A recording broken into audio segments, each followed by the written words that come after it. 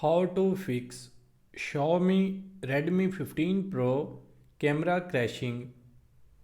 Let's start the video. First of all, open settings app and go down, select apps, and from here we have manage apps. Click on this, and from here search camera app. Click on this, and from here we have storage. Click on this, and from here you can see clear data, so you can clear data in storage camera. And now second step is restart your device. So long press on volume up and power button, just press them once.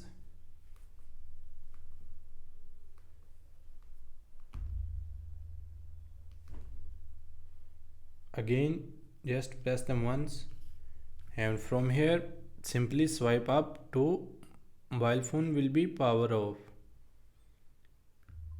And after that, again open settings app and go down, select apps, and again select manage apps, and here you can see on the top three dot. Click on this and select other settings, and from here you can see reset app preference. Click on this, and from here you can reset apps. Simply we will click on this. After that your problem will be fixed. Thanks for watching this video.